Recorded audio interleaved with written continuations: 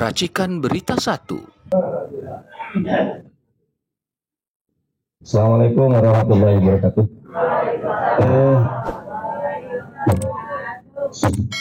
Mas Hariman yang paling senior, paling senior menurut saya kalau aktivis. Kemudian para hadirin sekalian ada Mas Hilal dan Hatta, ada Mas Adi dan yang lain-lain semuanya.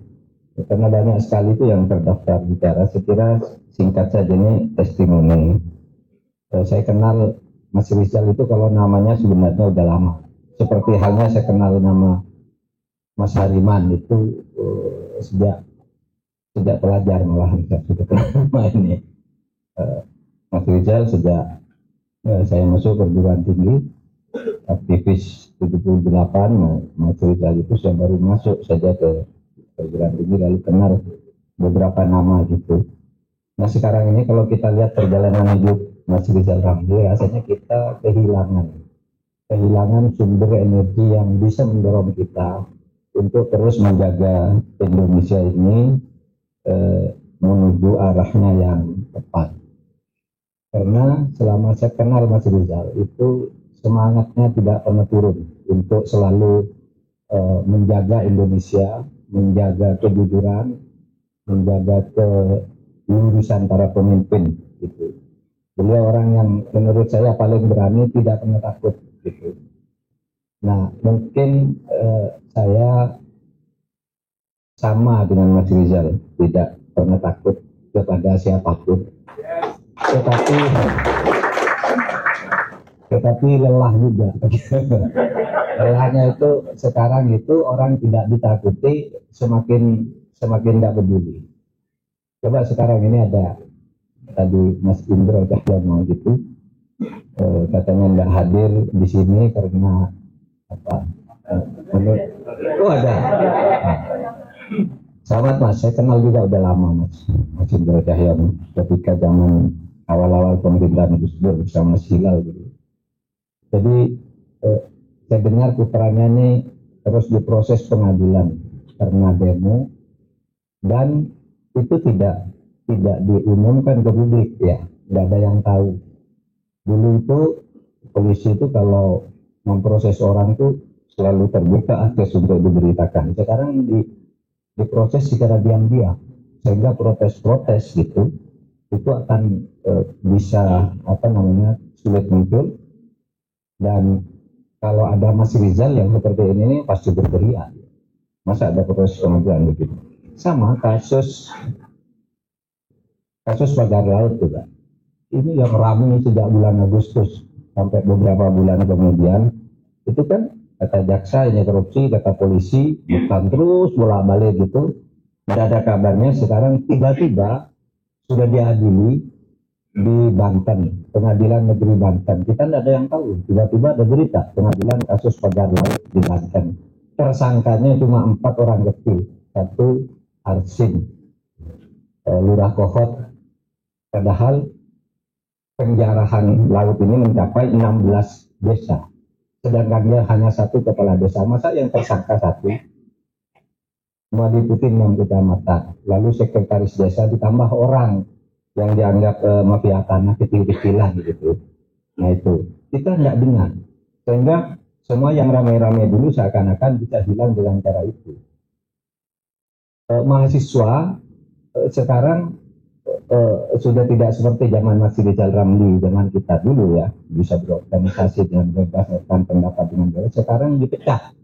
Kalau ada satu yang kritis, dibuat tandingan agar bertengkar di antara mereka sendiri. Sekarang ini kalau ada gerakan-gerakan besar itu tidak melalui rencana-rencana rapat-rapat kayak dulu. Sekarang ini organik saja sebenarnya.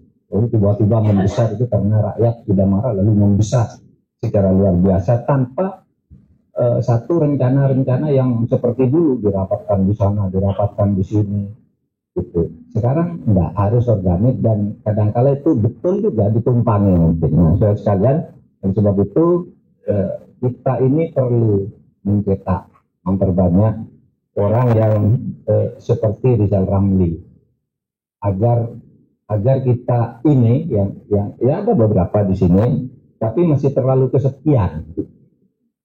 Banyak sekarang orang yang takut, banyak orang yang dibungkam sekarang ini. Coba apa-apa yang sekarang muncul eh, sebagai isu kereta api cepat, isu Pertamina, isu apa dulu kan sudah diteriakin oleh Mas Rizal Ramli.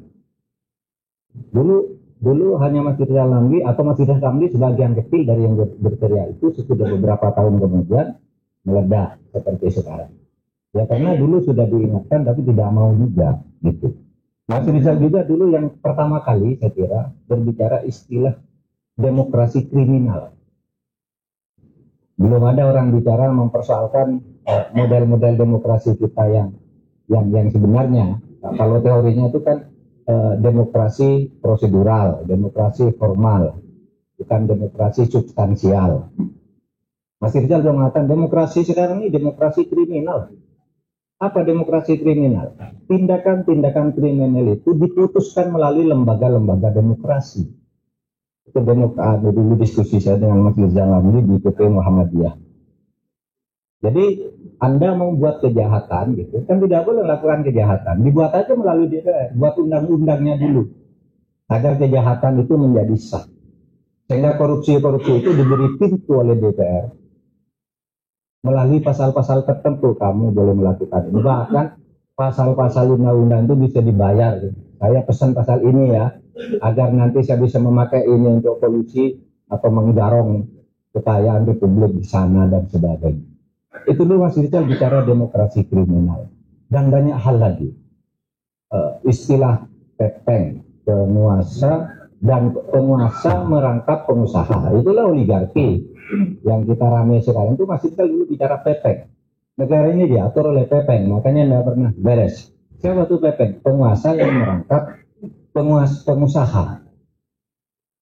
Tidak pernah beres. Dan Mas Rizal juga yang berani berteriak ketika ada di dalam pemerintahan tentang apa yang terjadi di tubuh pemerintahan itu sendiri. Nah itulah sekarang kita kurang orang seperti itu. Dan di dalam sekarang pada diam, pada takut gitu. Untuk menyatakan bahwa seharusnya begini, seharusnya begini, tidak ada sekarang. Nah, itulah Mas Rizal Ramli yang kita kenal. Dan di dalam buku ini saya menulis Mas Rizal itu bukan lawan politik, karena dulu kan pernah orang menyebut itu Rizal Ramli itu lawan politiknya Pak Mahfud, karena saya pernah pernah berpolemik tentang satu hal itu lawan politik.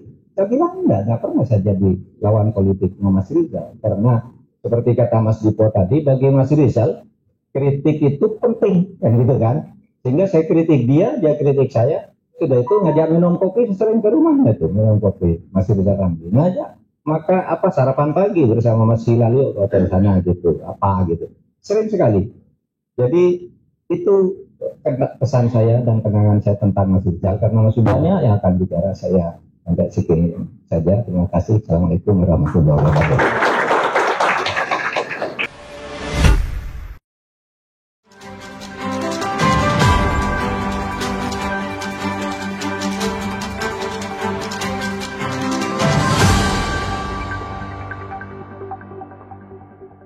Racikan Berita 1.